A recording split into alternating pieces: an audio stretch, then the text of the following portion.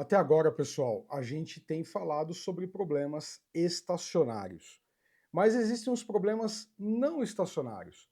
O que eu quero dizer com problemas estacionários? Quando a ponderação que nós temos feito, aqui já está no azul, do nosso step size. Então lembra, nos problemas anteriores eu chamava a ponderação de 1 sobre n. E se você voltar na aula passada, tudo que nós mostramos era 1 sobre n ponderando, usando a propriedade, a lei dos grandes números, ou the law of large numbers, que você também vai encontrar bastante coisa na internet. Mas aqui agora eu estou falando de um step size. Lá no finalzinho a gente começou a discutir isso e substituir o step size por um alfa. Aonde esse alfa ele pode ter um valor fixo ou ele também pode variar em função do instante que ele se encontra. Aqui eu estou dizendo apenas essa representação é a mesma que a gente tem aplicado até agora. Ou seja, o nosso 1 sobre n, ele é calculado ao longo de todo o processo de ponderação. Então, conforme você vai ponderando, você vai usando 1 sobre n. Entretanto, existem a maior parte dos problemas em Reinforcement Learning não são estacionários, são não estacionários. Então, a gente pode dizer isso como o problema dos não estacionários. Ou os problemas não estacionários, né? Então, o problema dos não estacionários. Aqui, beleza. Então, isso, de fato, representa um desafio. E como é que a gente modela nesse caso? Então, eu já preparei aqui, igual o outro, já preparei aqui tudo que eu vou comentar com você aqui agora, para que a gente consiga desenvolver esse raciocínio em conjunto. Primeira ideia é que, até então, nós temos considerado as recompensas passadas com o mesmo peso das recompensas mais atuais. Ora, se eu uso 1 sobre n, né, e eu tenho n steps,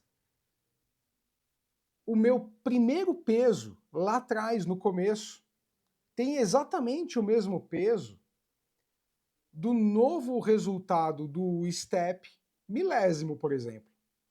Então eu cheguei no step 1000. Qual é o valor, qual é a ponderação do valor presente, o milésimo step, em relação ao primeiro? O mesmo, porque é tudo 1 sobre n.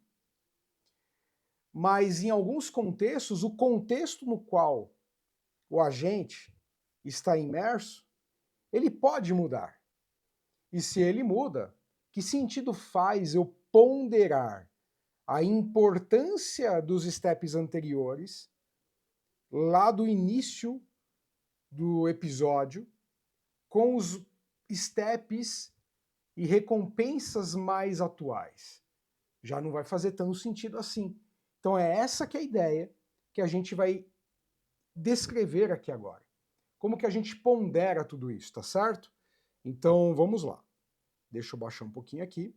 A gente começa com o nosso problema, conforme enunciamos na última aula, Qn mais 1 igual Qn mais alfa, que é o nosso step size, Rn menos Qn.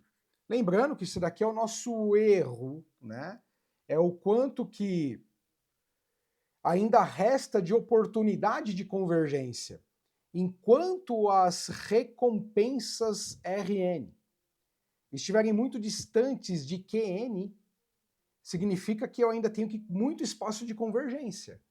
Quanto mais eles vão se aproximando, significa que eu estou convergindo. Volta lá 2, 3 vídeos atrás, quando eu mostrei a evolução de convergência de Bendits ao longo do tempo.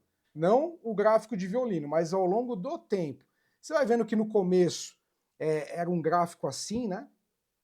Um gráfico onde você tinha as recompensas, aqui você tinha os steps, e ele começava assim, ó. E aí ele ia convergindo. Então, quando ele começa a convergir, Rn praticamente igual a Qn, isso daqui tende a zero. De tal forma que Qn mais 1 igual ao próprio Qn, ele convergiu, né? Bom, vindo daqui, vamos lá, vamos começar a mostrar isso daí então. Isso daqui é igual a dizer, da mesma forma, só reescrevendo, que alfa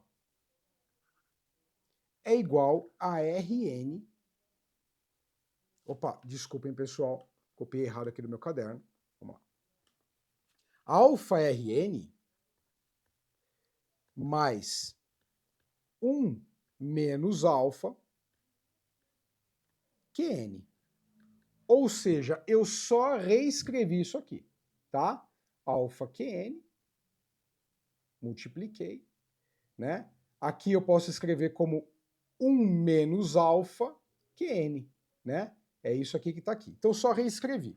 Daqui eu posso fazer o seguinte, eu vou fazer, ó, alfa Rn mais 1 menos alfa, e aí eu vou expandir o meu Qn.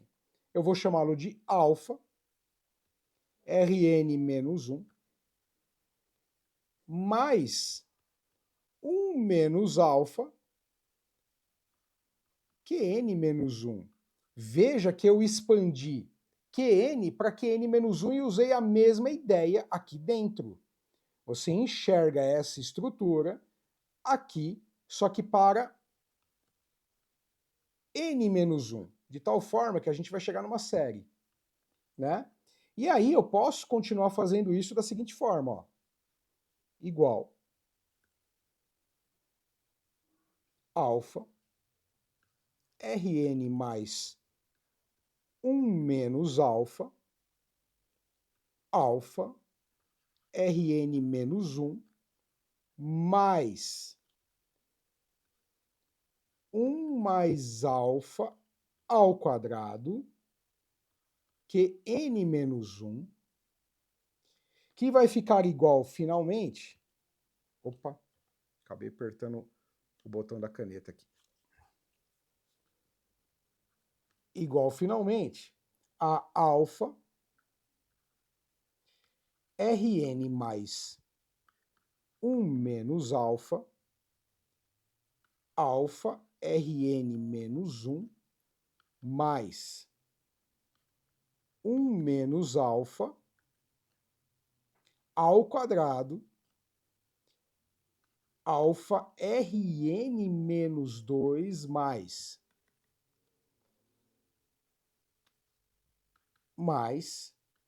1 menos alfa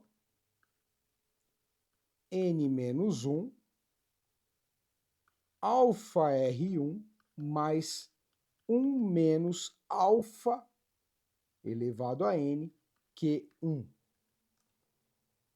E isso, por que a gente mostra isso? Para a gente mostrar que isso é uma composição de vários fatores em série.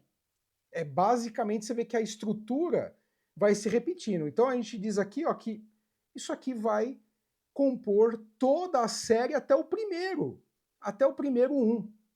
Vai do N, 3 pontinhos, a gente está mostrando como é que isso se decompõe, até o primeiro episódio. E aí, por que a gente está falando isso?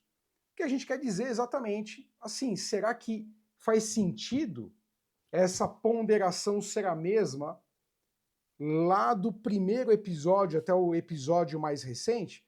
Primeiro a gente está mostrando. E isso aqui você pode mostrar da seguinte forma, que ele é 1 menos alfa elevado a n,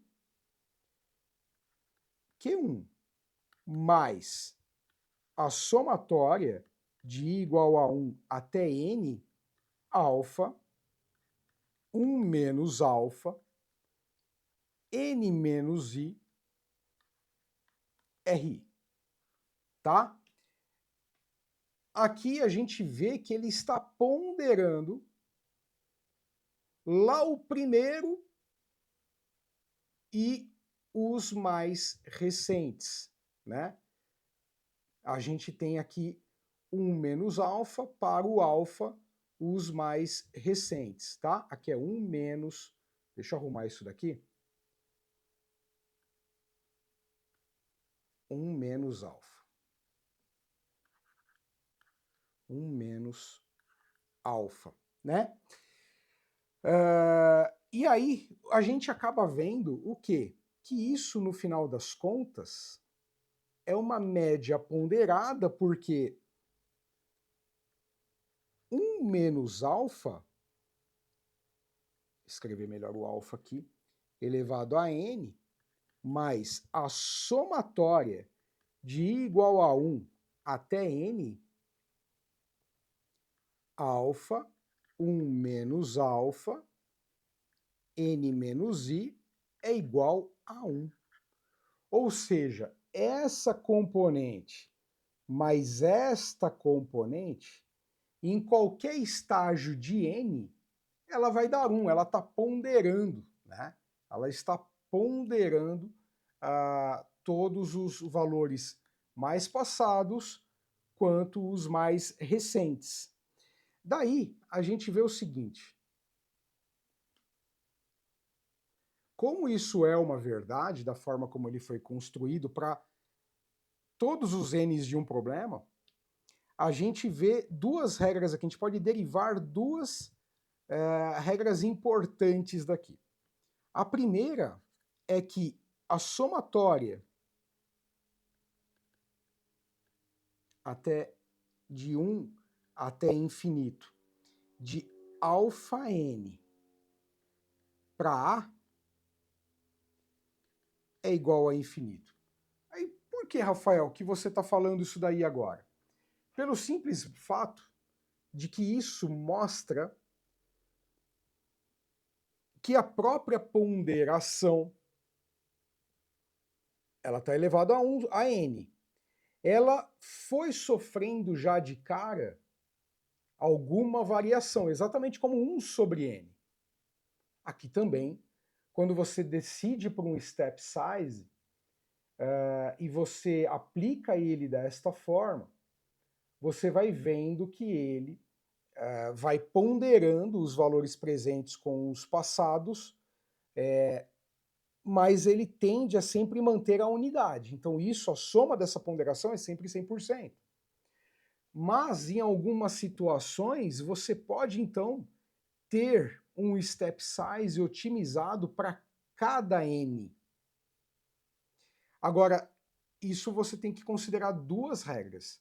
Isso é bom quando o alfa n de um A específico em toda a série infinita é igual a infinito, o que resulta, o que diz para nós que é grande, isso é um valor grande o suficiente para mitigar oscilações iniciais. Agora, um outro ponto importante aqui é que a somatória de n igual a 1 até o infinito de alfa n ao quadrado é menor do que 1.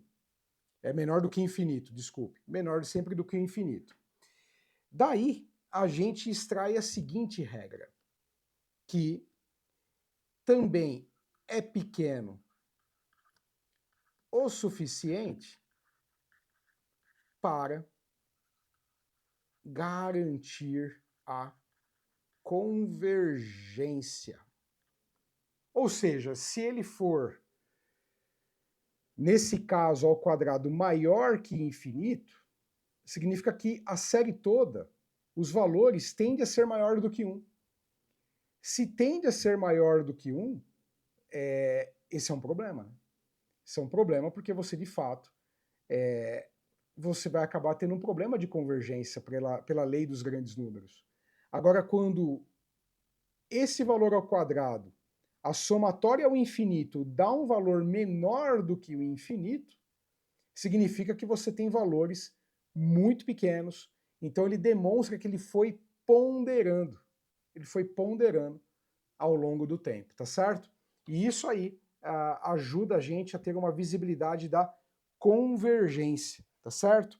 É essa que é a ideia, é essa que é o racional de quando Sutton e Bartow, no livro deles, eles mostram essa equação. Então eles querem dizer o seguinte, olha, para problemas não estacionários, eu preciso garantir um modo de ponderação ao longo dos steps. Mas eu vou fazer isso como? Com um step size fixo, ok? Ou também com step size variável. O importante é que isso aqui, né, que vem daqui, né, ó, esse componente é esse, e esse componente é esse aqui. Essa ponderação D1, e a gente mostrou a decomposição da série para mostrar que isso aqui estava lá no meio. E, observando esses critérios, a gente entende dois problemas, que vai dar introdução ao nosso próximo vídeo.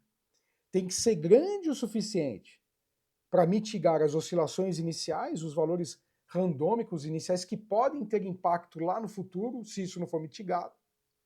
Então, quando a gente usa 1 sobre n, aqui, o forma estacionária, o primeiro valor estacionário lá no início tem peso, o mesmo peso do que o valor presente.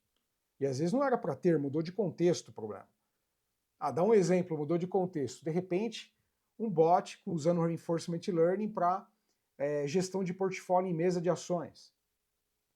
Então, o que ele viu na economia no ano passado tem que ter um impacto menor para o que está acontecendo agora. Então, isso vai ter que ser otimizado. Então, essas regras, elas lançam as bases do nosso próximo vídeo, para a gente começar a falar sobre valores iniciais otimistas, tá bom? Deixa teu like, se inscreva e compartilha com seus amigos. Tchau, pessoal!